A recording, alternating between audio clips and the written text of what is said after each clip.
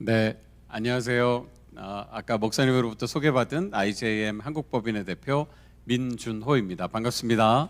네,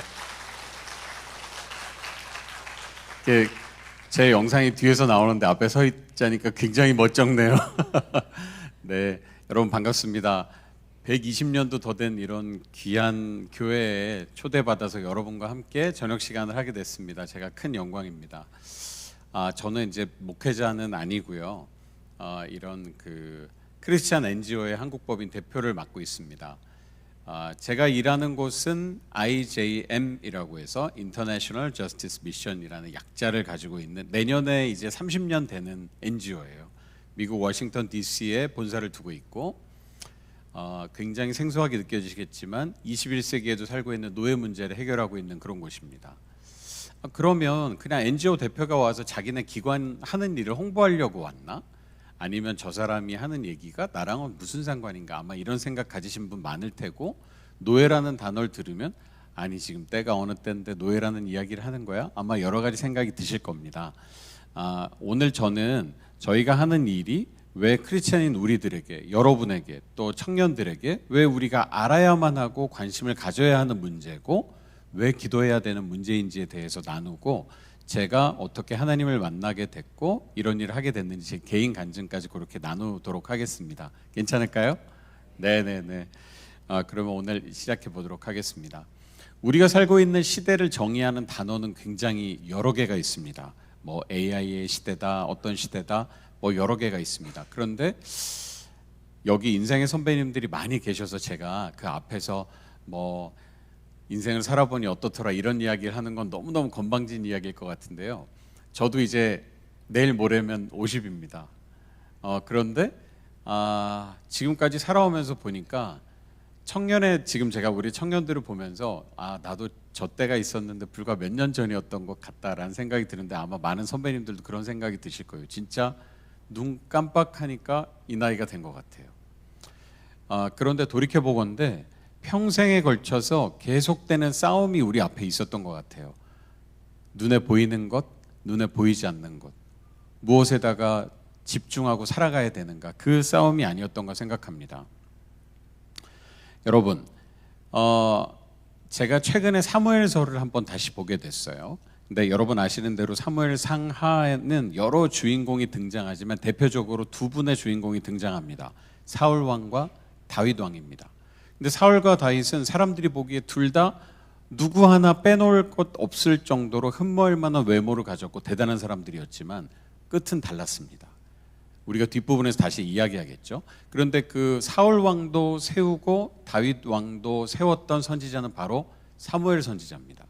그런데 그 사무엘 선지자가 아이가 하도 안 생겼던 사무엘 선지자인 엄마 한나가 기도 끝에 얻은 아들이 사무엘 아닙니까? 그래서 어린 나이에 그 사무엘은 엄마 한나의 기도의 서원 때문에 엘리 선지자 밑에 제자로 가게 됩니다. 그런데 그때 나오는 대목입니다. 여러분, 아이 사무엘이 엘리 앞에서 여호와를 섬길 때에는 여호와의 말씀이 희귀하여 이상이 흔히 보이지 않았다. 여호와의 말씀이 희귀했다는 게 도대체 무슨 소리일까요?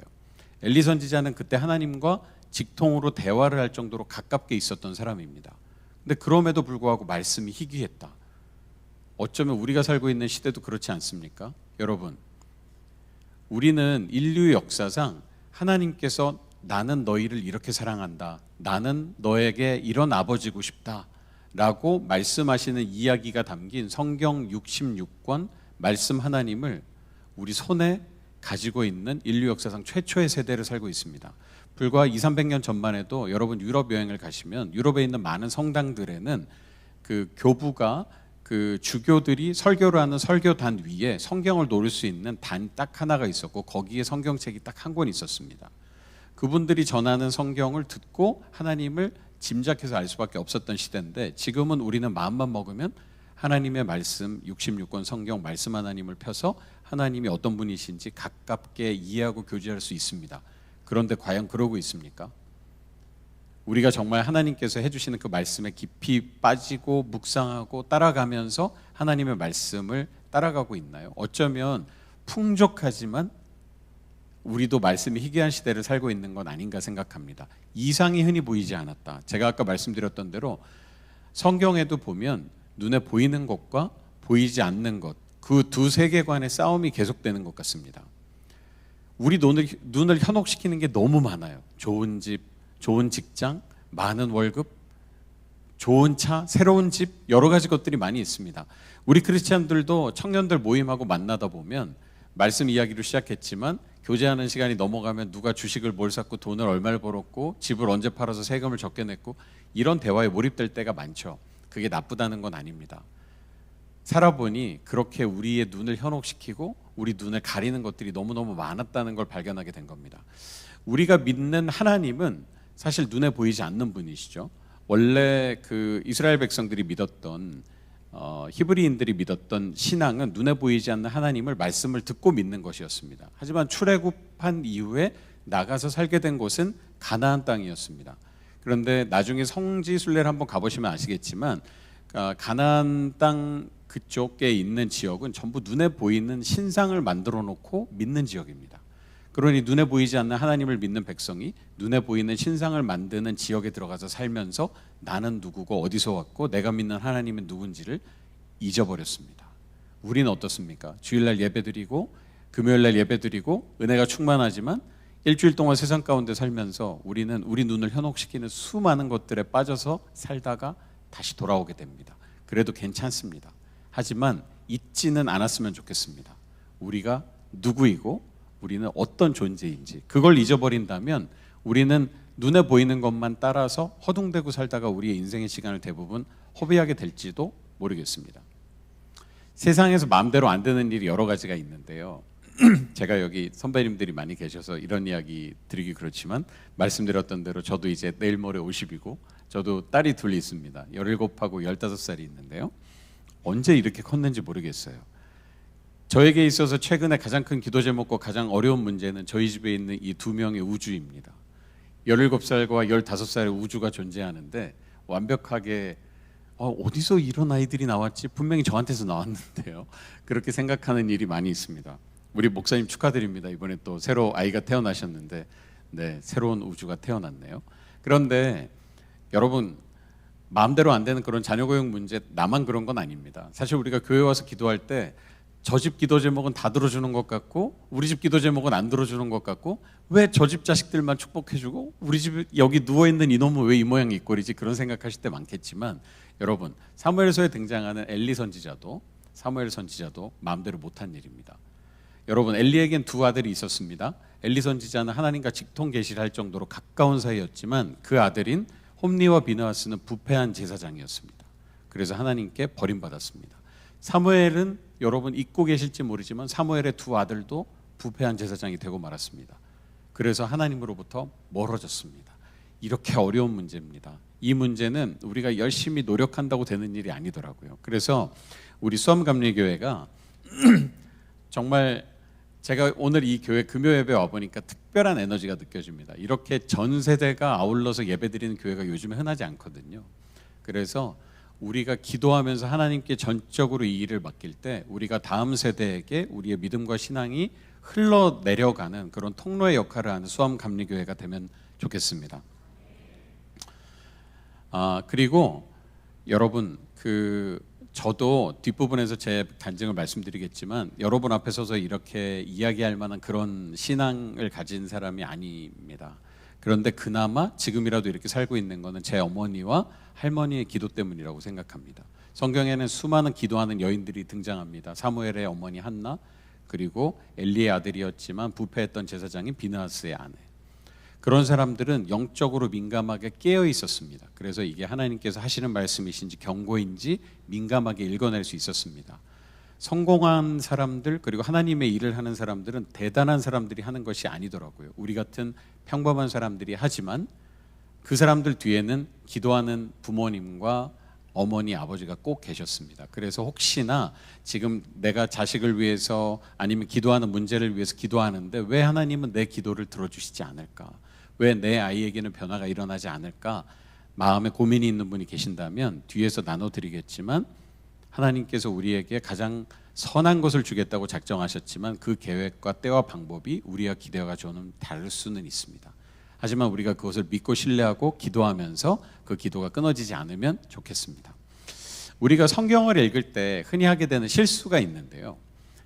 말씀 전체의 맥락을 보면서 하나님의 마음을 이해하기보다는 보고 싶고 듣고 싶어 하는 말씀만 딱 잘라서 외울 때입니다. 예를 들어 우리가 오늘 나눴던 주제 말씀인데요. 58장 11절에 보면 한 번쯤은 자녀들을 위해서 이 암송 구절을 이렇게 읽어주면서 기도해 보신 경험이 있을 겁니다. 여호와께서 너를 항상 인도하고 메마른 곳에서도 너를 만족하게 하고 내 뼈를 견고하게 하고 물된 동생같이 하고 물이 끊어지지 않겠다.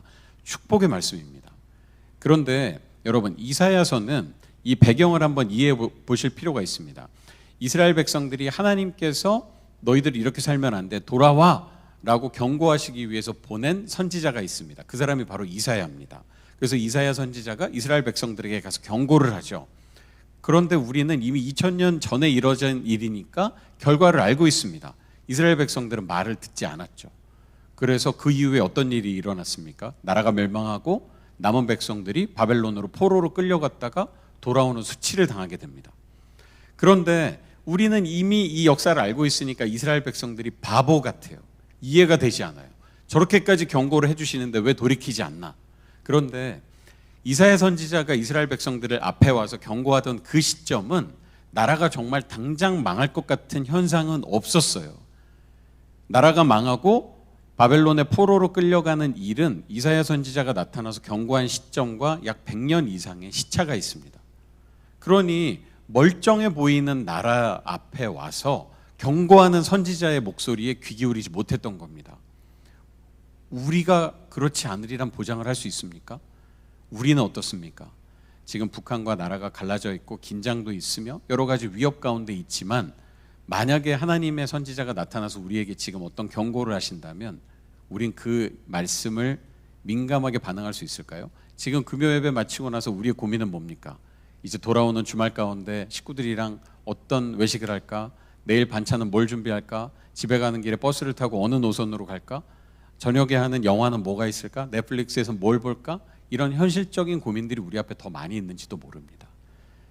그런데 하나님께서 그 이사야 선지자를 보내서 경고를 하는 말씀이 이사야서이기 때문에 굉장히 무서운 내용들이 많이 담겨 있어요. 그래서 앞부분에는 경고 그리고 회복에 대한 이야기가 있습니다. 근데 58장에 가서 너희를 물된 동산같이 하고 축복하겠다는 말씀이 딱 나옵니다. 그런데 왜 갑자기 이 말씀이 나왔을까요? 앞부분에 어떤 내용이 있는지 한번 같이 보겠습니다. 근데 58장 초반부에 아마 이스라엘 백성들이 금식하면서 열심히 기도하고 있었던 것 같아요. 하나님, 우리가 이렇게 열심히 금식하면서 기도하는데 왜 우리 기도를 들어주시지 않습니까? 라고 이스라엘 백성들이 하나님께 외쳤던 것 같아요. 우리도 새벽 기도도 하고 금요 철야도 하고 열심히 합니다. 그게 나쁘다는 게 아닙니다. 그런데 저 당시 이스라엘 백성들은 예배의 형식이 더 중요했던 것 같아요. 우리 이렇게 금식도 합니다. 새벽 기도도 합니다. 뭐도 합니다. 그런데 왜 우리 기도를 안 들어주세요? 그런데 하나님의 말씀은 약간 답이 달랐어요. 야, 그러면 만약에 너희들 새벽 기도를 일주일 말고 2주를 해봐. 만약에 금요 철야를 기도를 1시간 하지 말고 2시간을 해봐.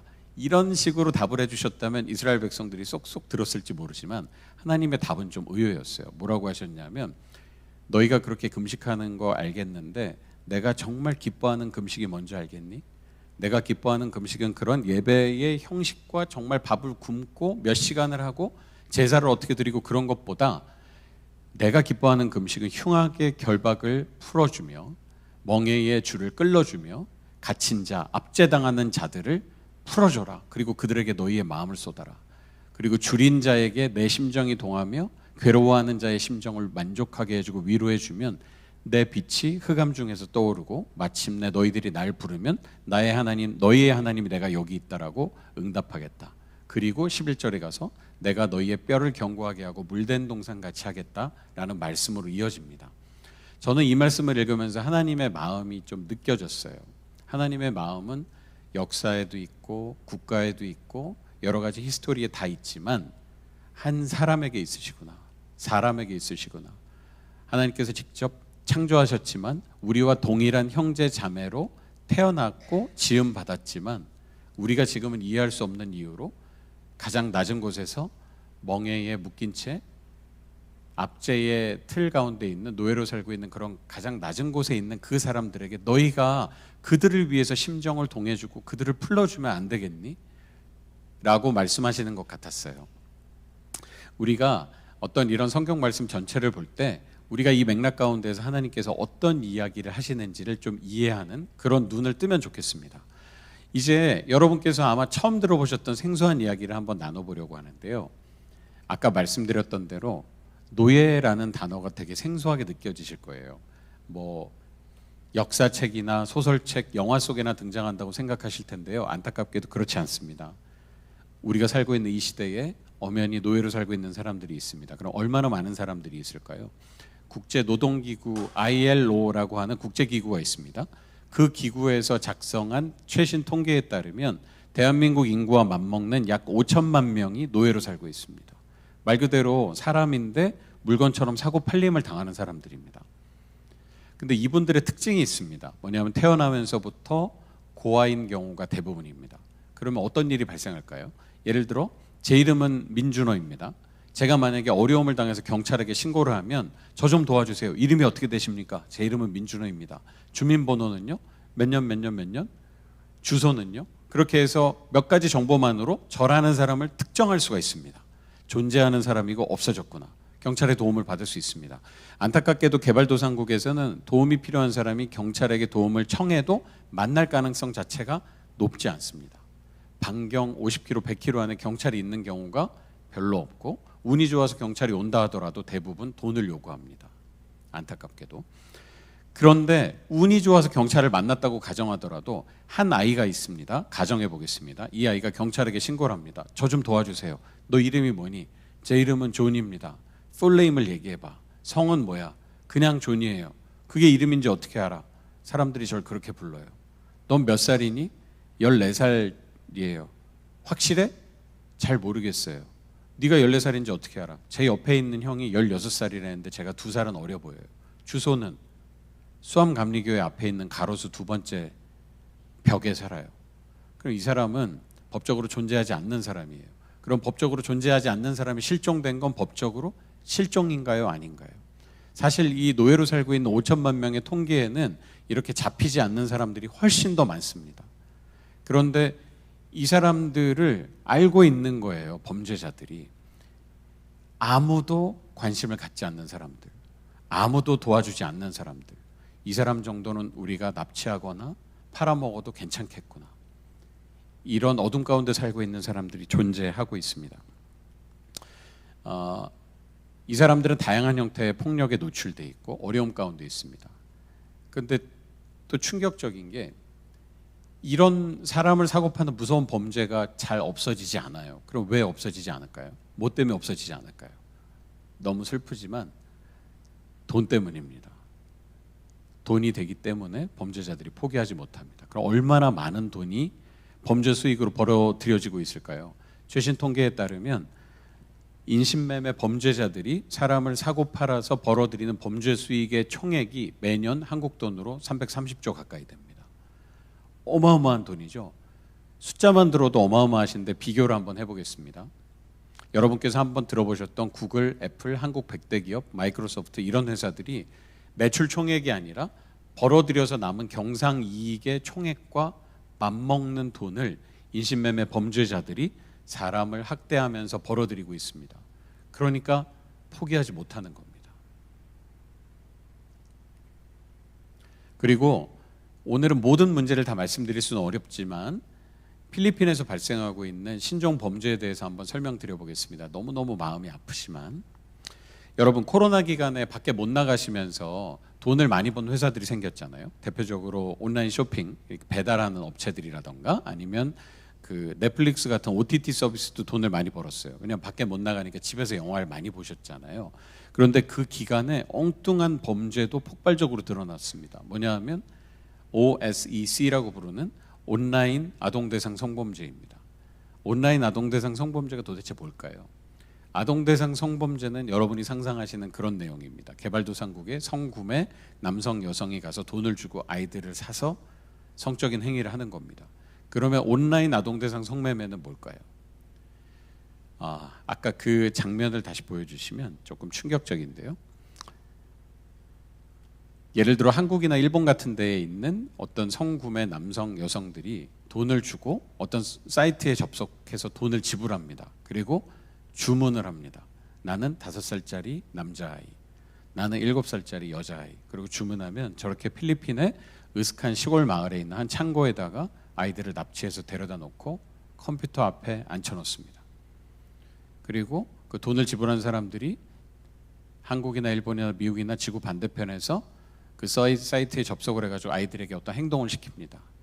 어디를 만져봐, 옷에 어디를 찢어봐, 돈을 더 내면 아이를 한 명 더 불러서 그 두 아이에게 어떤 행동을 시키기도 합니다. 상상이 안 가는 왜 이런 일을 할까라고 하는 범죄가 버젓이 발생하고 있는 게 우리가 살고 있는 21세기입니다.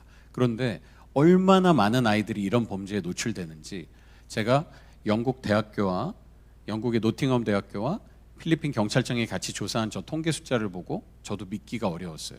저는 50만 명의 아이들이 그동안 이 피해를 입은 누적 아이의 숫자인 줄 알았는데요. 그게 아니라 매년 이 범죄에 매년 노출되는 아이의 숫자가 50만 명입니다. 여러분, 우리나라에서 올해 태어나는 신생아 숫자가 이제 좀 있으면 20만 명 아래로 내려갑니다. 50만 명이면 얼마나 어마어마한 숫자인 줄 아십니까? 그냥 먼 나라에서 벌어지는 일이기 때문에 우리랑은 아무 상관없는 일이라고 생각하십니까? 안산에도 많은 외국인들이 살고 있죠. 공식적으로 이제 우리나라 전체 인구의 약 2%가 외국인입니다. 비공식적으로는 훨씬 많습니다. 향후 10년 이내에 10%가 될지 더 많아질지 장담할 수 없습니다. 우리의 이웃이 될 사람들이고 우리의 가족이 될 사람들이 될 수도 있습니다. 이건 남의 문제가 아닙니다, 여러분. 또 더 충격적인 것은 이런 아이들이 납치되는 과정이 있잖아요. 그러면 아마 영화에서 보셨던 것처럼 길거리에서 트럭에 납치하고 뭐 복면에 씌워서 납치하는 것만 생각하실지 모르지만 안타깝게도 많은 경우 그냥 손을 잡고 범죄자들에게 넘겨집니다. 그러면 이 아이들을 그 사람들에게 팔아넘기는 사람이 있을 거 아니에요. 저는 당연히 굉장히 나쁜 사람들일 거라고만 생각했는데 이 아이들을 범죄자에게 인신매매 범들에게 팔아넘기는 사람의 83%가 이 아이들의 부모나 친척입니다. 믿기 어려우시죠? 우리나라에서 이 정도 환경에서 사시는 수암감리교회의 성도 여러분들은 도저히 이해할 수 없는 일이지만 버젓이 발생하고 있습니다. 이 부모들을 변호하기 위해서 제가 핑계를 하나 대준다면 10명 이상의 아이들을 가진 교육 수준이 낮고 소득 수준이 낮은 부모들은 분별력을 갖추기가 좀 어렵습니다. 어차피 내가 데리고 있어도 밥 한 끼 먹여주기 어려운데 그때 범죄는 항상 착한 얼굴을 쓰고 나타나요. 나타나서 낮에 조금만 일하면 밤에 공부도 시켜주고 월급도 주고 좋은 대우를 해주겠다라고 거짓말하면 알고도 속고 모르고도 속고 이렇게 해서 보냅니다. 우리가 이 아이들을 구출했을 때 어떤 문제가 있을까요, 여러분?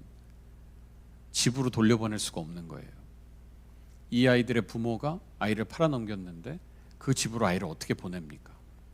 그리고 하나님께서 만드신 가장 기본적인 단위인 가정이 깨어진 데에서부터 이런 많은 문제가 발생하고 있기 때문에 우리 크리스찬들에게 이것은 먼 이야기가 아닙니다. 바로 우리의 기도 제목이 되어야 하는 이유입니다. 또 하나, 이런 범죄에 노출되는 아이들의 평균 나이는 불과 11살입니다. 여러분, 11살이면 초등학교 4학년이에요. 2차 성징이 제대로 나지도 않은 그런 어린 아이들이 이런 범죄에 노출되고 있습니다. 이건 그냥 먼 나라에서 벌어지는 끔찍한 이야기로 끝나선 안 됩니다.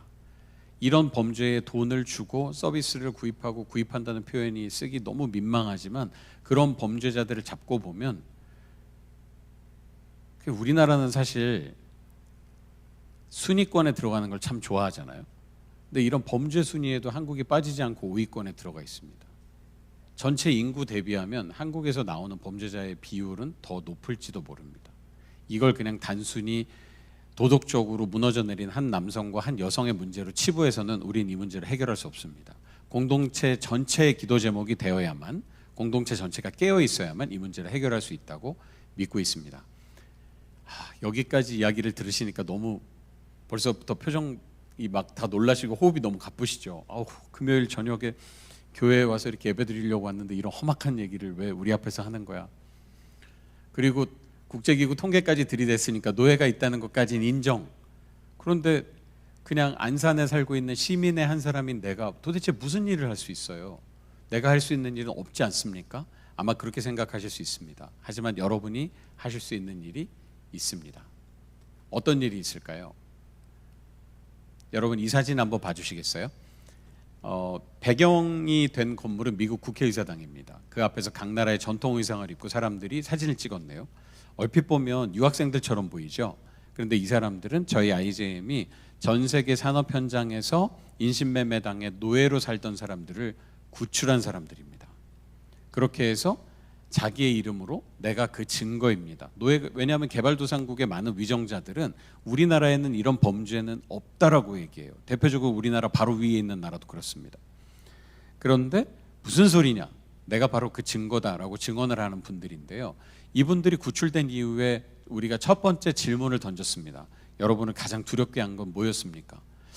제가 생각했을 때는 당연히 나를 가둬놓고 때린 사람들이 제일 무서웠다라고 대답할 것 같았어요. 그런데 답은 의외였습니다. 뭐였을까요?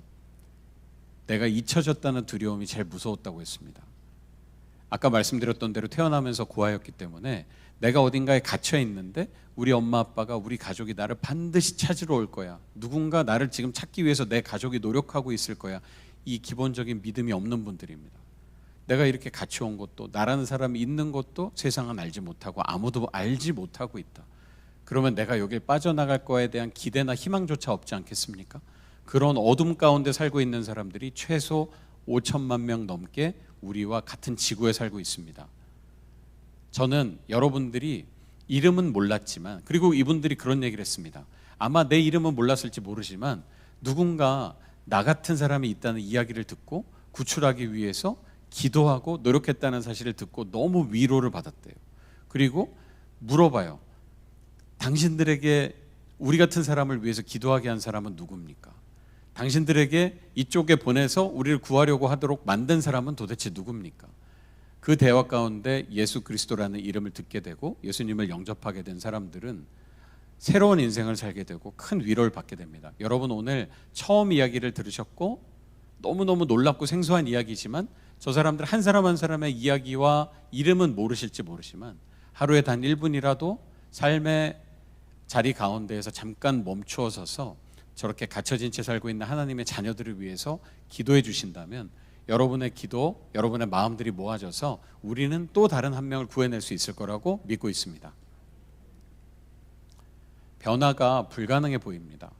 왜냐하면 범죄자들과 연결되어 있기 때문에 그냥 단순히 배고픈 사람에게 음식을 주는 것, 그런 문제하고는 차원이 다르거든요.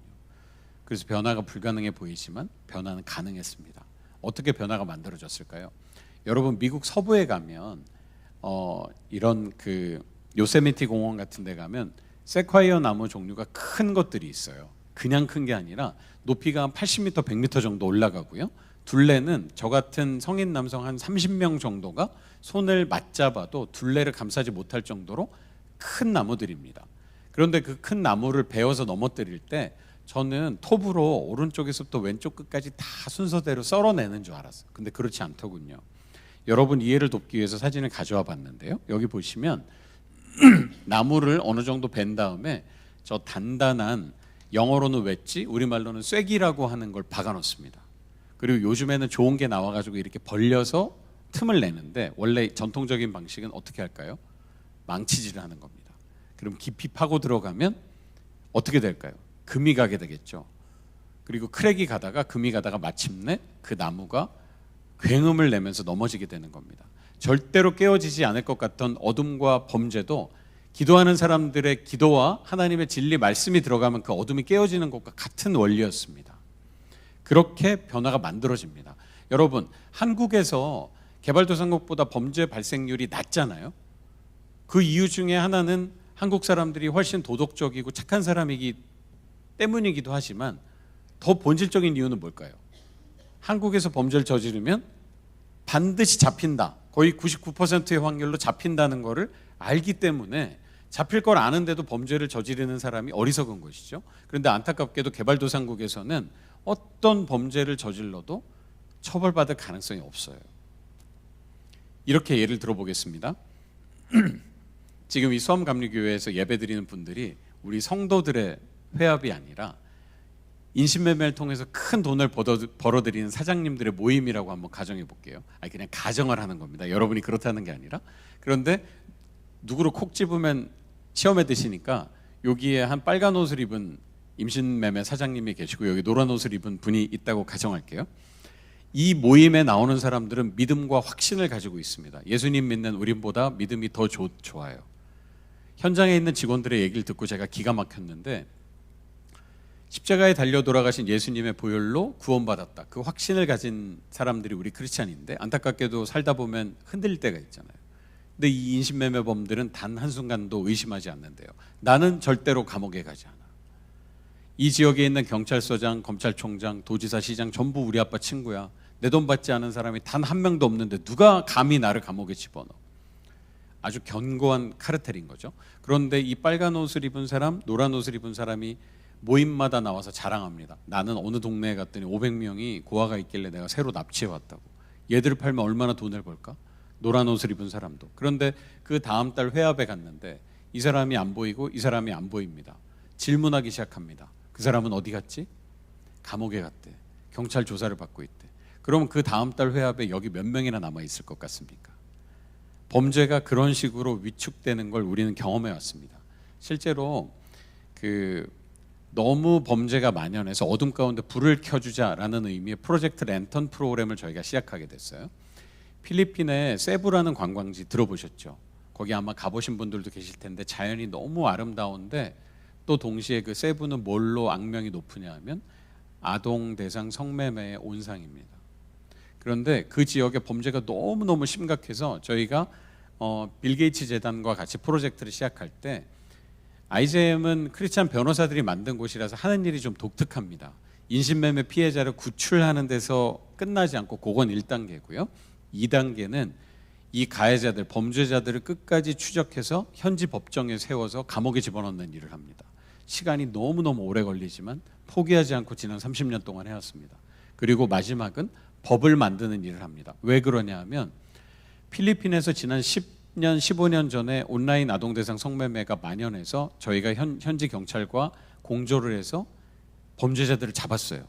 그런데 처벌을 할 수가 없는 거예요. 왜 그러냐면 그 당시 필리핀 법으로는 아이들을 착취하고 성매매를 했다는 법적 근거는 실제로 피지컬리 몸을 만져야 된대요. 그러니 온라인으로 한 거는 범죄가 성립이 안 된대요. 범죄가 법보다 더 앞서갑니다. 그래서 그런 법을 제정하는 이 3단계의 일을 반복하면서 처음에는 목표가 20%만 줄여보자는 거였는데 최종적으로 저희가 4년 뒤에 72%가 줄어든 걸 목격할 수 있었습니다. 기도하는 사람들의 힘에 의해서 가능하기도 했지만 무엇보다 아까 말씀드렸던 대로 범죄자들이 학습하고 숨어들게 된 겁니다. 그래서 가해자들도 내가 피해를 입었는데 많은 개발도상국의 피해자들은 어떤 생각이냐면 자기가 피해자라는 생각을 잘 못하세요. 내가 피해를 당할 만한 일을 했기 때문에 피해를 당했겠지 라고 이렇게 이상하게 학습이 되어 있어요. 근데 그런 분들에게 당신은 피해자일 뿐입니다. 가해자가 나쁜 사람들입니다. 이 사람이 반드시 처벌받을 것입니다 라는 것을 계속 반복하면서 이런 변화가 만들어지고 있었습니다. 저는 여러분이 오늘 이 이야기를 처음 들으셨지만 저와 함께 기도해 주신다면 이 변화를 우리가 계속 만들어낼 수 있을 거라고 확신하고 있습니다. 그런데 제가 여러분이 기도해 주신다면 이라고 요청드렸잖아요. 근데 아까도 말씀드렸지만 많은 분들이 그래요. 그런데 저 사람 기도는 하나님이 많이 들어주시는 것 같은데 내 기도는 잘 안 들어주시는 것 같아요. 막 이런 생각 드시는 분들 많을 거예요. 저도 늘 그랬거든요. 왜 나는 기도해도 열매가 없고 왜 나는 기도해도 변화가 없을까요?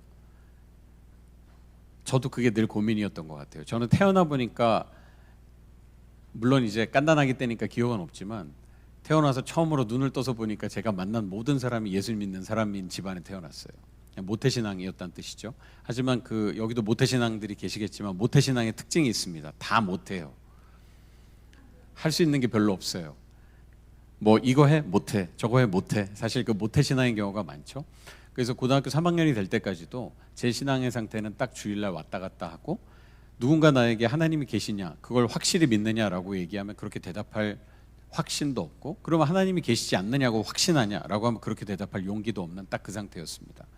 그런데 고등학교 3학년 때 어떤 사건 가운데 놓여지게 되면서, 그 사건 때문에 제가 예수님을 믿게 됐다기보단 그때부터 제 질문과 걸음이 시작됐던 것 같아요. 1995년 6월 29일이었는데요. 그때가 저희 아버지 생신입니다. 6월 29일이. 그래서 저하고 제 여동생이 아버지 생신 선물 사드리려고 저희 집 바로 앞에 있는 백화점에 선물을 사러 가게 됐는데요. 그때 이제 건물이 무너졌어요. 여러분 뭐 기억하시는 분들은 아시겠지만 삼풍백화점인데요. 삼풍백화점 무너질 때 저하고 여동생이 건물 안에 있었어요. 여동생은 3층에 있다가 사고를 맞았고, 저는 1층에 있다가 나왔는데 불과 한 20m 앞에서 건물이 무너지는 걸 목격하게 됐습니다. 제 여동생은 좀 많이 다쳤어요. 건물 더미에서 나중에 깔린 채 발견이 돼서 수술을 여러 번 하고 지금은 살아났습니다. 그래서 여동생인데 결혼 안 하고 지금 한 20년째 중동에서 선교사로 살고 있습니다. 저는 동생처럼 다치진 않았는데 제 동생은 건물 더미에 깔리면서 오히려 기억을 잃었기 때문에 사고 자체에 대한 기억은 잘 없어요. 근데 저는 저 앞에서 저걸 다 목격해야 됐기 때문에 아직도 그 장면이 영화 장면처럼 머릿속에 남아 있습니다. 그러면 저런 큰 사고를 경험하고 살아났기 때문에 제가 예수님을 믿었을까요? 그렇진 않습니다. 사실 저 사고에 제 친구 부모님들도 많이 돌아가셨어요. 너무 믿음 좋고 신앙생활 잘하는 어른들이셨는데 왜 그렇게 사고를 당하셨을까? 그때도 지금도 사실 이해하기 어렵습니다. 여러분, 신앙생활을 하는 우리들, 예수님의 자녀인 우리들에게도 이해할 수 없는 일이 올 수 있습니다. 이해할 수 없는 사건과 사고가 우리에게 닥칠 수도 있습니다. 내가 뭔가를 잘못했기 때문에 어떤 일을 경험하지 않을 수도 있습니다. 그 이해되지 않는 질문에 대한 답은 우리가 이 세상에서 얻지 못할 수도 있습니다. 참 어려운 문제입니다. 그런데 제 경우에는 제가 이 사건을 경험했던 걸 말씀드리는 이유는 이렇습니다. 제가 저 동네에 저희 집 앞에서 걸어서 한 5분 거리에 있어요. 그러면 집 앞에 5분 거리에 있는 백화점은 백화점이 아니에요, 여러분. 요즘 같은 더운 여름에 하루 종일 에어컨 나오잖아요. 학교 끝나면 집으로 안 가고 저기 들어가 있는 거예요. 문 닫을 때까지 경비 아저씨가 나가라고 할 때까지 있다가 집에 갑니다. 대부분 식품관에 있는 음식도 저녁 6시 반 7시가 되면 생선 같은 걸 할인하니까 저희 어머니도 백화점을 낮에 가신 적이 없어요. 항상 6시 이후에 갑니다. 그런데 제가 중학교 1학년 때 저 건물 공사할 때 이사 갔습니다. 땅을 파고 기초 공사를 하고 건물이 올라가는 걸 보다가 완공해갖고 오픈 행사에 가서 풍선도 받아오고 선물도 받아왔던 기억이 나요. 그리고 에어컨 틀어주니까 그 안에서 뛰어놀다가 무너지는 마지막 순간까지 목격하게 됐습니다. 건물 짓는 데는 몇 년 걸렸는데요, 무너지는 데는 진짜 10초도 안 걸렸던 것 같아요. 근데 그때 하나님께서 제게 음성으로 말씀해 주신 건 아니었지만 제 마음에 너무나 강하게 생각을 주셨어요. 이 건물이 내 인생과도 같구나. 남들이 보기에는 되게 그럴싸하고 멋있고 화려하게 뭔가를 내가 높이 쌓아 나갈 수 있지만 기초가 바로 놓여져 있지 않으면 마지막 순간에 이렇게 와르르 한 방에 갈 수 있겠구나. 삼풍이 무너진 이유는 여러 개가 있습니다만, 삼풍백화점 가보신 분 기억하겠지만 안에 기둥이 별로 없어요. 홀이 너무 넓은 거예요. 사람들은 그게 신공법인 줄 알았습니다. 근데 신공법이 아니라 설계도상에 존재하는 기둥을 없애버린 거였어요. 그리고 그 어마어마한 공간을 냉방하기 위해서 엄청난 냉방기를 설치했는데 원래는 너무 무거우니까 주차장의 한쪽에다가 설치를 하게 했는데 주차장 공간이 좁아지니까 건물 꼭대기로 올려버렸습니다. 그리고 설계도상으로는 지하에 있는 실내 수영장도 5층으로 올려버렸어요. 기둥은 없어지고 무거운 냉각기와 더 많은 물, 이런 것들이 합쳐져서 사람의 눈엔 보이지 않지만 몇 년에 걸쳐서 금이 가다가 마침내 무너진 겁니다. 여러분, 우리의 인생도 그럴 수 있지 않을까요? 남들이 보기에는 되게 그럴싸하고 멋있어 보이고 괜찮은 인생, 사실 우리 신앙생활 오래 하는 사람들은 특별한 은사와 능력을 가지고 있잖아요. 척하는 능력, 괜찮아 보이는 능력. 그냥 내 마음의 지금 중심의 상태는 엉망진창인데도 교회에 와서 보면 그냥 옆에 있는 집사님이 아유 오늘 너무 은혜롭게 기도하시네요, 오늘 너무 정말 은혜 많이 받았습니다. 그런데 아무도 모르지만 우리는 알고 있고 나는 알고 있는 그런 비밀한 내 영적인 상태가 우리 가운데 있지 않습니까? 그러면 우리는 남은 인생의 기초를 어디다 놓고 쌓아야 되겠습니까? 저는 저 사고를 겪으면서 그렇게 해서 하나님은 어떤 분이고 내 인생 가운데 기초는 어디다 놓아야 되나, 그 질문을 시작하게 됐던 것 같습니다. 그런데 사실은 이 정도 사고에서 살아나면 완전히 사람이 본어게인 해야 되잖아요. 근데 저는 그렇지 않았어요. 저는 계속 방황했던 것 같아요. 그리고 사실 저 때 제가 재수하고 있었거든요. 우리나라는 다 서울대 가고 싶어 하잖아요. 그래서 이제 서울대를 고3 때 가려고 하다 떨어져서 다른 대학에 걸쳐놓고 반수라는 걸 하게 된 거죠. 그러다가 사건을 경험하고 뭔가 이제 신앙적으로 좀 질문을 시작하게 됐습니다. 근데 그 당시 제 솔직한 상태를 고백하자면 저는 그때 야, 이 정도 사고에서 살아났으면 이건 100% 서울대 합격이구나, 그런 생각했어요. 왜냐하면 약간 뭐 이런 거 4대째 5대째 모태신앙 집안에서 태어난 기독청년 민준호, 죽음의 사고에서 살아나서 하나님을 증거하다, 폼 나잖아요. 그래서 마침내 서울대 합격, 야, 이거 간증거리 되겠는데? 하나님이 나를 이렇게 쓰시려나? 그렇게 생각했어요. 그런데 12월이 돼갖고 입시 결과가 나오는데 또 떨어진 거예요.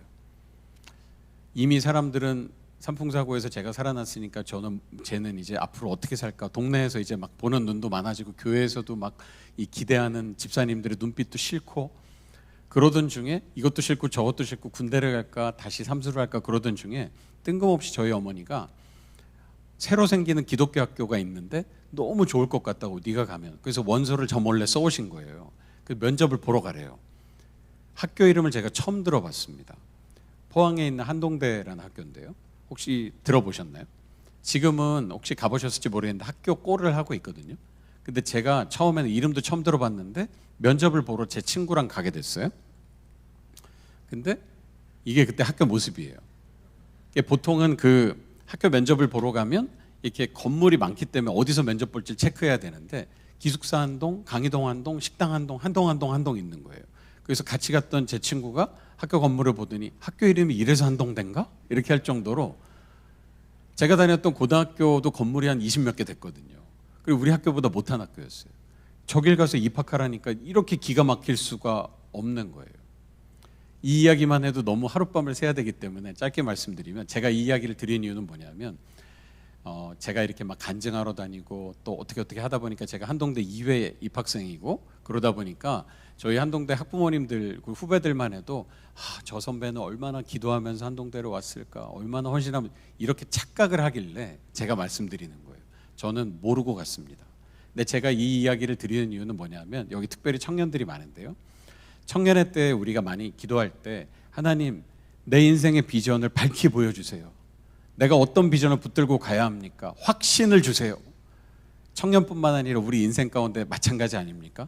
하나님, 응답해 주세요. 우리가 뭘 붙들고 가야 됩니까? 그런데 훨씬 더 많은 확률로 제 앞에 갔던 수많은 인생의 선배들과 신앙의 대가들 중에 어떻게 해서 이 일을 하셨습니까? 라는 질문 가운데 한동대 초대 총장님이 돌아가신 김영길 박사님이신데 세계적인 과학자셨죠. 나사에도 계셨고 그 로켓 쏘아 올릴 때 그 뒤에 엔진에 있는 금속을 개발한 분이에요. 그리고 한국창조과학회를 만드신 분이죠. 한동대에 와서 20년 헌신하시다가 퇴직하시고 췌장암으로 돌아가셨습니다.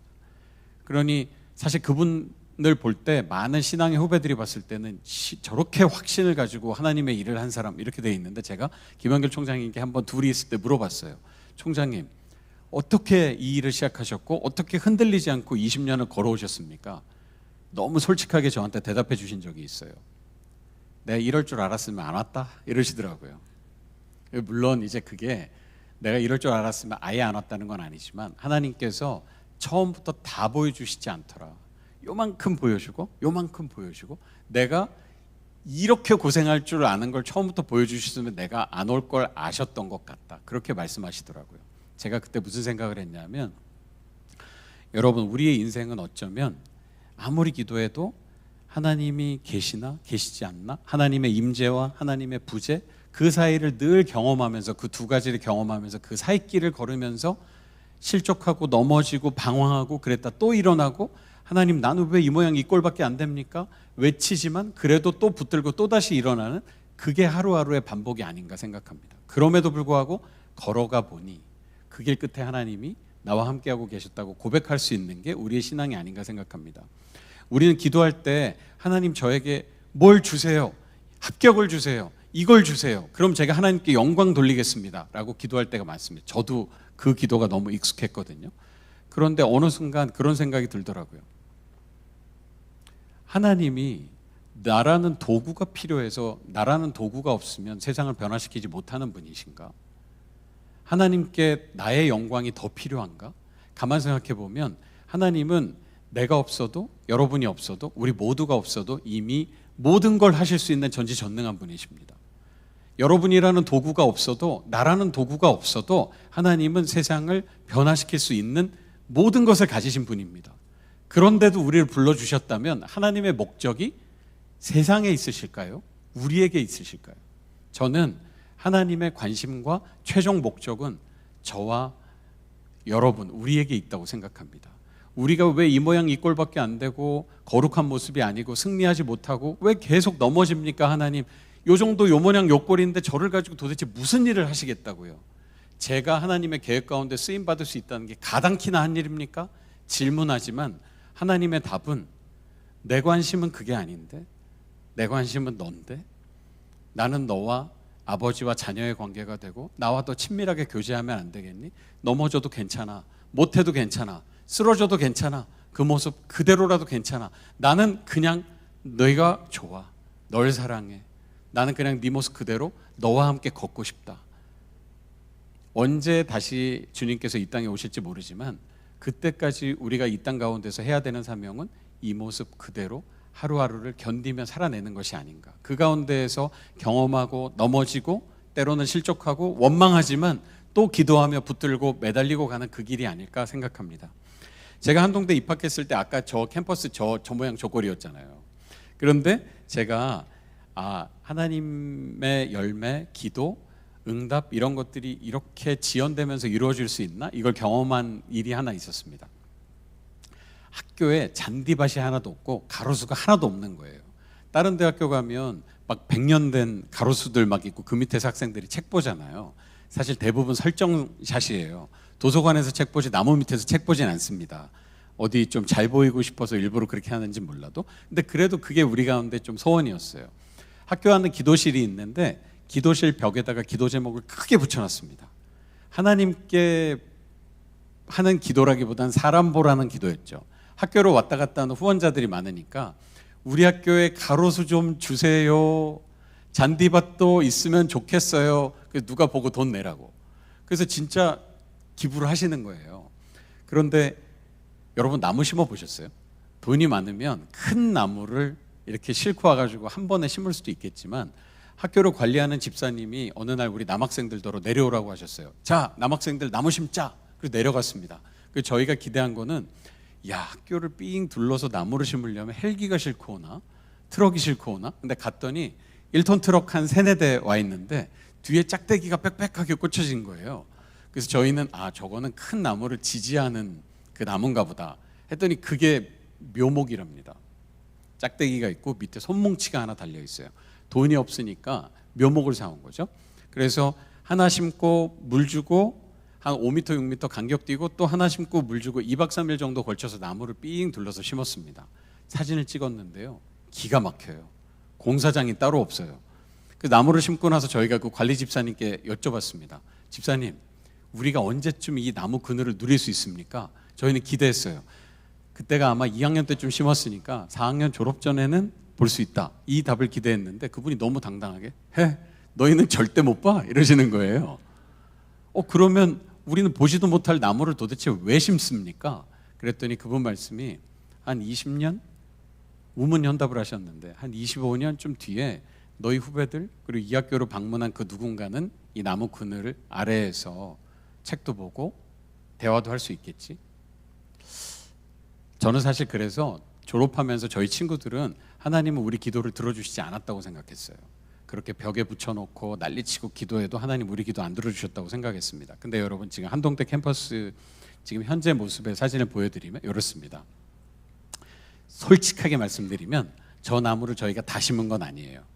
요 메인 캠퍼스 삥 돌아가면서 있는 가로수들만 저희가 심은 건데 그래도 놀랍지 않습니까? 만약에 지금 학교의 캠퍼스 모습을 보면 우리가 했던 그때 그 기도는 들어진 것입니까? 들어지지 않은 것입니까? 저는 들어줬다고 생각합니다. 혹시 여러분 가운데 아무리 기도해도 열매가 맺지 않고 나는 왜 이렇게 더러운 일만 해야 되나라는 생각하는 드는 분이 계신다면, 혹시 여러분이 서 있는 자리가 보내심 받은 곳이 사명이 씨 뿌리는 자의 사명이 아닌가, 그리고 나는 왜 이렇게 더러운 일만 하나, 거름만 주다 가게 될 수도 있습니다. 저희 다음에 후배들은 거름만 주다 졸업했어요. 그런데 혹시 나는 손대는 것마다 빵빵 터집니다 목사님, 이렇게 하는 분이 있다면 그 자체로 감사하시되, 누군가 25년 전에 이름도 없이 빛도 없이 뿌렸던 씨앗을 내가 값없이 거두고 있는 건 아닌가, 한번 질문해 보시면 어떨까 생각합니다. 하나님은 우리에게 가장 좋은 것을 주겠다고 작정하셨습니다. 여러분 왜 그런 줄 아십니까? 여러분의 어떤 노력과 여러분의 어떤 수고로 여러분이 제가 구원받았습니까? 신앙생활 열심히 하고 헌금 많이 내고 주일날 와서 예배드리고 은혜 충만했기 때문에 우리가 구원받았습니까? 우리가 태어나기도 전에 2000년 전에 이미 우리를 구원하겠다고 작정하시고 하나밖에 없는 아들을 십자가에 달려 돌아가게 하신 분이 하나님이십니다. 그 이상 그 어떤 좋은 것, 선한 것이 있습니까?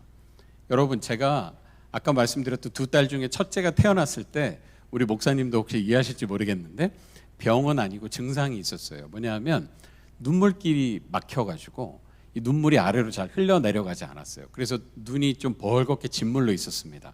할머니들 아시겠지만 요 안쪽이 이렇게 사람이 눈물관이 연결돼 있어요. 그래서 안약을 넣으면 가끔 입에서 쓴맛이 나시는 이유가 연결돼 있기 때문입니다. 대부분의 아이들은 여기를 마사지를 해주면 다 풀려요. 근데 저희 딸은 좀 오래 갔어요.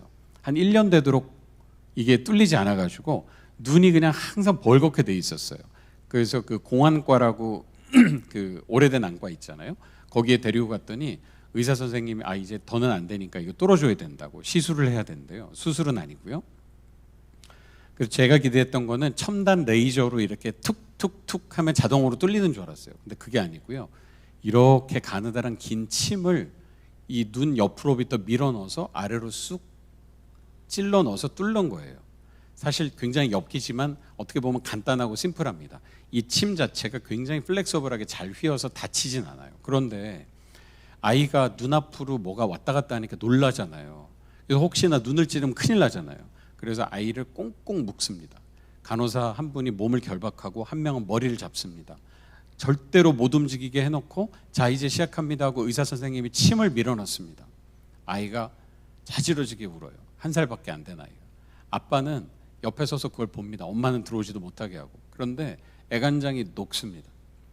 근데 그때 제가 갑자기 그 생각이 들었어요. 이건 우리 아이를 아프게 하는 게 아니라 단 10몇 초만 지나면 우리 아이가 낫는, 우리 아이를 위한 시술이잖아요. 그런데도 제가 옆에 서서 그걸 지켜볼 수가 없더라고요. 근데 순간 무슨 생각이 들었냐면, 하나밖에 없는 아들이 십자가에 달려서 피와 물이 다 빠져서 돌아가실 때까지 그걸 하늘에서 지켜보셨던 하나님의 마음은 어떤 것이었을까? 도대체 누구를 얼마나 사랑하면 내 아들을 그렇게 죽일 수 있을까? 나는 그런 사랑을 받을 자격이 있는 사람인가? 제가 그때 그 생각이 들었어요. 나를 이렇게까지 사랑하셨구나. 혹시 여러분 살다가 세상 가운데 공격받고 사람들에게 비난받고 그래서 자존감이 떨어지고 나는 이 정도밖에 안 되나? 우리 집은 이거밖에 못하나? 왜 우리 집은 사업하는 것마다 장사하는 것마다 다 안 되고 왜 이럴까? 이런 어려움, 그런 질문에 봉착하신 분이 계신다면 그때 기억하세요. 여러분의 가치는 100억짜리 1000억짜리 이런 수준이 아니라 하나님이 하나뿐인 아들 예수님의 핏값으로 사신 예수님짜리의 가치를 가진 사람입니다. 세상 그 누구도 우리의 가치를 평가절하할 수 없습니다. 우리 귀에다 대고 마귀가 속삭이면서 너는 이거밖에 안 되는 존재야. 네가 존귀하다고? 네가 고귀하다고? 그렇지 않아 라고 속삭일 때 당당하게 이야기해야 합니다. 나는 예수님짜리의 가치를 가진 사람이다. 그리고 때로 내 기도의 결과를 볼 수 없을지라도 하나님께서 이미 나에게 가장 좋은 것을 주겠다고 작정하신 분이야. 그걸 붙들고 하나님의 때와 방법을 기대하고 기다리는 우리가 되면 좋겠습니다. 네. 그리고 모두에게는 숨겨진 시간들이 있습니다. 성경에 등장하는 아브라함도 야곱도 요셉도 바울도 숨겨진 시간이 있었습니다. 그냥 성경 몇 줄과 몇 장으로 등장하기 때문에 축복받은 다음에 바로 놀라운 하나님의 일이 벌어졌다고 생각하지만, 아브라함도 열국의 아비가 되겠다는 하나님의 약속을 말씀을 받은 이후에 40년의 시간이 필요했고, 모세도 마찬가지였습니다. 야곱도 그 환도뼈 사건이 있은 이후에 그냥 20년을 세상 사람처럼 허랑방탕하고 살다가 다시 돌아왔습니다. 요셉은 어떻습니까? 감옥에 갇혔을 때 술 맡은 그 관원장에 꿈풀이를 해주고 이제 마침내 그 사람이 왕한테 가서 여기 신박한 애가 있어요 라고 얘기해서 바로 풀려날 줄 알았는데, 이 사람은 풀려나고 나서 까먹습니다. 그리고 나서 바로가 다시 꿈꾸고 나서 그런 애가 있었지 라고 얘기할 때까지 2년 걸렸습니다. 2년을 감옥에 더 있었던 겁니다.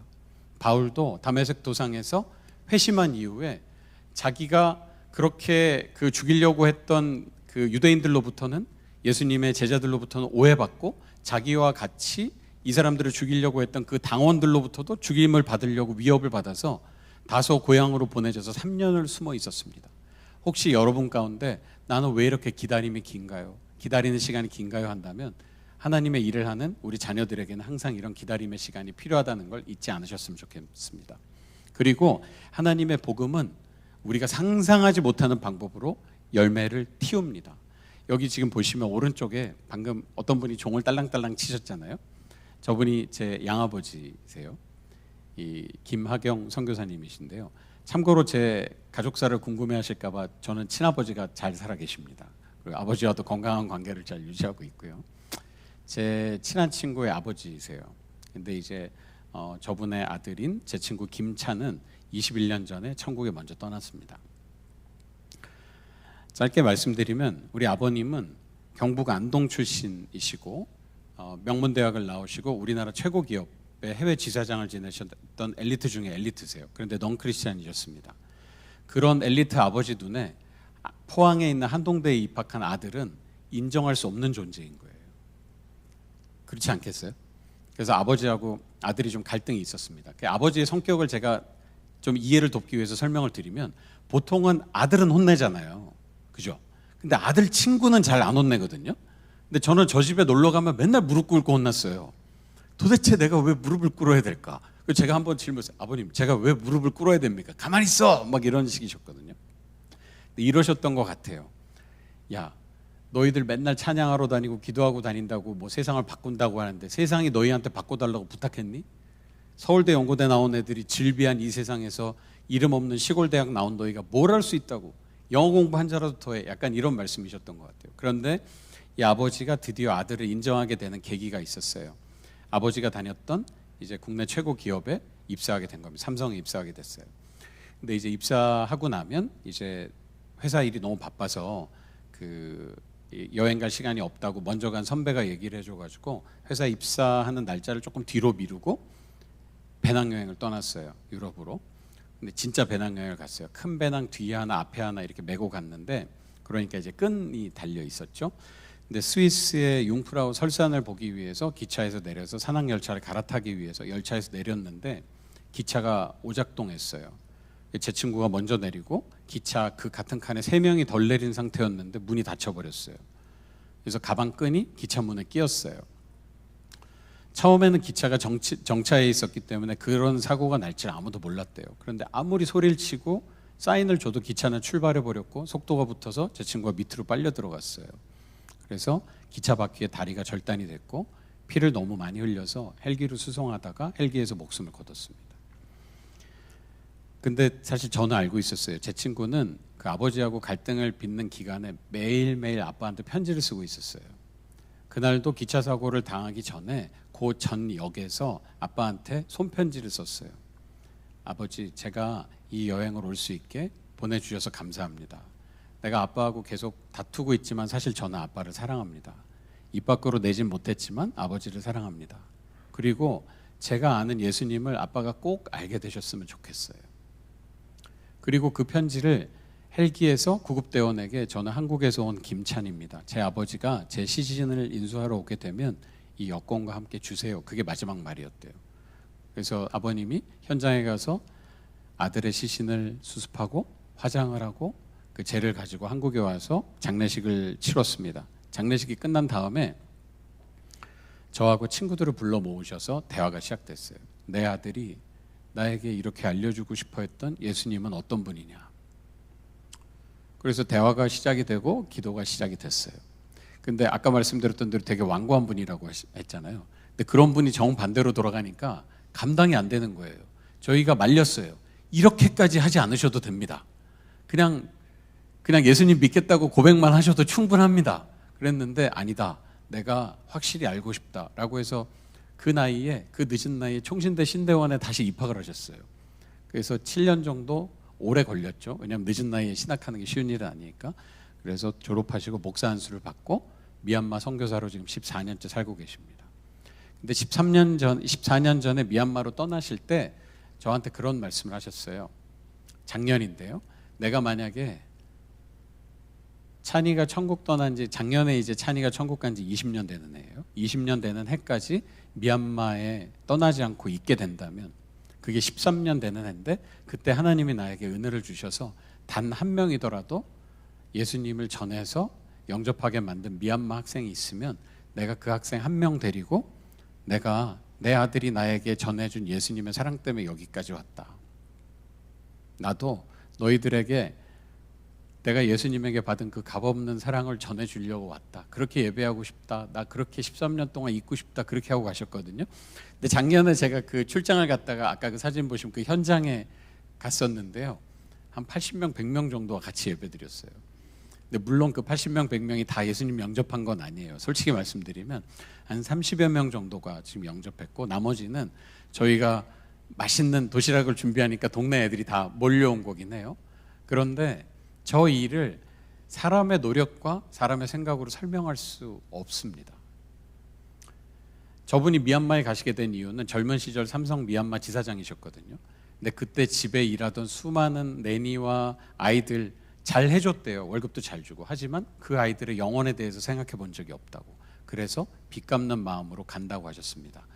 여러분, 우리의 기도와 찬이의 기도와 아버지를 향한, 아버지가 꼭 예수님 믿게 되셨으면 좋겠어요 라는 그 기도가 이렇게 열매 맺게 될 줄은 우리가 몰랐고, 그거는 그 아들이 기대했던 방식은 아니었을지 모르지만 복음은 이렇게 흘러 싹을 틔우더라고요.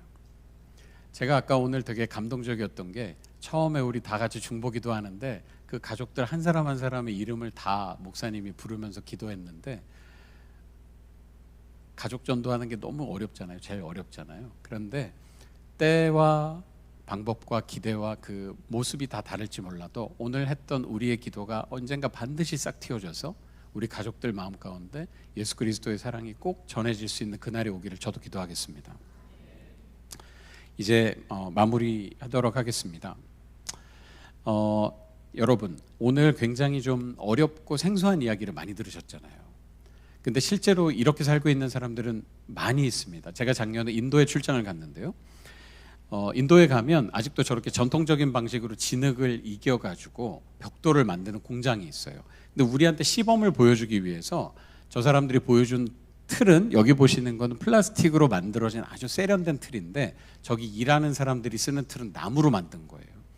진흙을 지디겨서 물로 반죽을 해서 저기다가 넣고 저 틀을 빼고 모양이 유지가 되면 좋고, 아니면 뭉개고 다시 해야 돼요.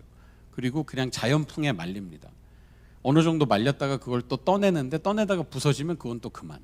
그래서 온전하게 만드는 걸 한 사람이 최소 하루에 1300개를 만들어야 된대요. 저희 직원이, 따라간 직원이 테스트를 해봤는데 쉽지가 않아요. 그런데 저 공장에서 일하는 많은 사람들이 안타깝게도 저렇게 팔려가거나 납치돼서 일하는 사람들이 많습니다. 우리가 몇 년 전에 한 아이를 구출했습니다. 쿠마르라는 이름의 한 아이를 구출했는데요. 10대 후반의 아이를 구출했을 때 그 아이는 고아 출신이었고 학교를 다녀본 적도 없고 저렇게 갇힌 채 5년 이상 일하고 있었어요. 그리고 우리가 저 아이를 구출했을 때 저 아이가 우리에게 자기에게 3가지 꿈이 있다고 했습니다. 뭐냐면, 고아였기 때문에 나도 언젠가 가족을 이루고 싶다라고 했고, 학교를 다녀본 적이 없기 때문에 학교를 가면 좋겠습니다. 그리고 나도 당신들처럼 나 같은 사람을 구하는 일을 하고 싶어요 했습니다. 코로나 직전에 우리 쿠마르는 대학원까지 졸업했습니다. 그리고 코로나가 한참이던 기간에 IJM 인도법인이 채원해서 저희 직원이 돼서 자기 같은 사람들을 구하고 있습니다. 그리고 2년 전에, 이제 2년 전이네요. 마침내 결혼을 해가지고 신부를 맞아서 가정을 이뤘습니다. 쿠마르가 저희에게 한 말 했습니다. I was zero, but now I'm hero because of Jesus Christ. 나는 아무것도 아닌 사람이었지만 예수님 때문에, 예수님을 믿은 여러분의 기도 때문에 나는 그 안에서 영웅이 될 수 있었습니다. 우리가 관심을 가지고 기도하면 이런 변화가 일어날 수 있습니다, 여러분. 저는 여러분이 저와 함께 세상 가운데 이 일을 위한 기도를 함께 해주시면서 세상 가운데서 맛볼 수 없는 충만함을 누리시기를 소망합니다. 우리가 많이 좋아하는 말씀으로 마무리할 텐데요. 여러분 보면 내게 빌립보서 4장 13절에 보면 사도 바울이 하신 고백의 말씀이 있죠. 내게 능력 주시는 자 안에서 내가 모든 일을 할 수 있느니라. 아멘. 그런데 이 말씀도 그 말씀 자체만 잘라서 보시면 안 돼요. 그러면 기도 만능주의에 빠지실 수 있습니다.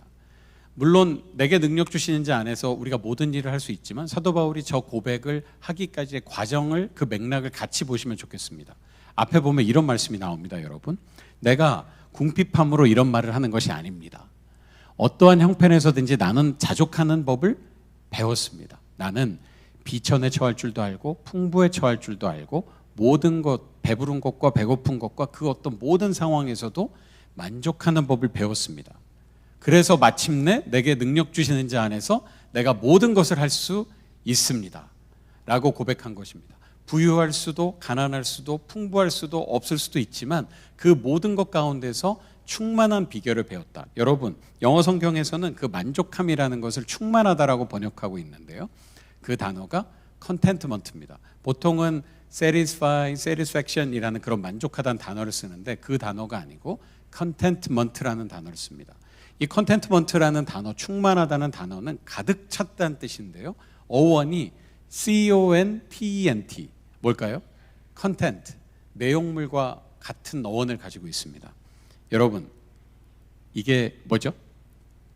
물이 든 컵이죠. 물이 든 병이죠. 근데 사실 더 중요한 건 뭔가요? 물이잖아요. 이게 만약에 우리 인생의 컵이라고 가정한다면 우리는 이게 가득 차면 만족할 줄 알았습니다. 근데 여기 계시는 많은 인생의 선배님들이 이미 경험해 보시지 않으셨습니까? 새로운 집도, 승진도, 돈도, 자녀의 결혼도, 그 어떤 것도 내 인생을 끝까지 채워주지 못한다는 것, 그 기쁨이 오래가지 않는다는 걸 이미 경험하지 않으셨습니까? 그러면 우리가 누릴 수 있는 충만함은 가득함도 중요하지만 이 안에 든 내용물이 무엇인가, 그것을 잊지 않는 데서 온다고 생각합니다. 이 우리 안에 든 내용물은 무엇입니까? 예수 그리스도 단 한 분밖에 없습니다. 우리 가운데 답이 되는 것도 단 한 분, 예수 그리스도밖에 없습니다. 우리가 오늘 나눈 이 이야기도 한 NGO의 이야기가 아니고 어떤 좋은 일을 하는 사람들의 이야기가 아닙니다. 예수 그리스도가 우리 가운데 오셔서 우리에게 주신 그 값없는 사랑 때문에 이 일을 하고 있는 것입니다. 저는 오늘 굉장히 생소한 얘기를 들으셨지만 함께 기도해 주시고 이 변화에 동참해 주실 것을 여러분에게 요청드리겠습니다. 이제 끝나고 나가실 때 보면 좀 더 많이 가져올 걸 그랬어요. 이게 이제 제가 팔에 있는 이제 저희 캐치프레이즈가 담긴 Seek Justice, 정의를 추구하라 라고 하는 까만 팔찌가 있거든요. 뒤에 한 5, 60개 있으니까 선착순으로 나가실 때 하나씩 가져가시면 되고요. 저희가 어떤 일을 하는 곳인지 소개하는 브로셔도 하나 놨고, 혹시 여러분 중에 마음이 움직이시면 저희 후원을 하실 수 있는 신청서도 뒤에 놔뒀어요. 아유, 결국 끝에 가서 후원하라는 얘기 하는구나 이렇게 생각하지 마시고, 저희는 큰 돈이 필요한 게 아니고요, 진짜 함께 하려고 하는 분 한 분 한 분의 오히려 1,000원, 2,000원 그런 분이 돈이 더 소중해요.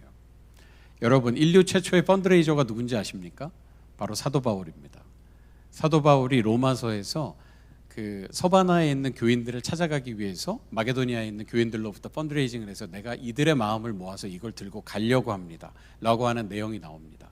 여러분 중에 혹시 이 사람들을 위해서 마음이 좀 움직이는 분이 계신다면 한 달에 커피 한 잔 줄이는 마음으로 함께 해주셔도 좋겠습니다. 제가 아직도 잊지 못하는 게 있는데요, 한 몇 달 전에 한 시골 교회에 제가 초대받아서 갔었어요. 저는 이제 뭐 큰 교회 이런 데 가는 게 아니라 이제 기준이 저희 한동대 후배들이 목회하는 교회를 꼭 가던가, 아니면 정말 작은 교회라서 강사로 모실 수 없는 교회를 가던가, 이렇게 몇 가지 기준이 있거든요. 근데 갔는데 어떤 할머니가 예배 끝나고 오시더니 제 손을 딱 잡으시더니 치마를 내리시는 거예요, 갑자기. 그 제가 깜짝 놀랐는데, 그게 그 우리 할머니들 입으시는 그 이 기능성 우주복 있잖아요, 몸빼바지라고. 그 안에 주머니가 여러 개 있는데 거기서 간식 드시려고 감춰뒀던 1,000원짜리 3개를 여기서 하나 여기서 2개를 꺼내서 꼬깃꼬깃한 거를 손에 딱 쥐어주셨거든요. 근데 그 3,000원이 저는 300억만큼 소중하더라고요.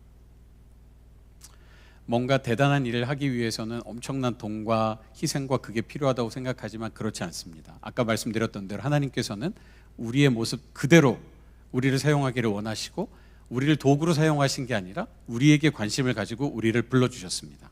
우리가 원해서 여기에 태어나지 않았습니다.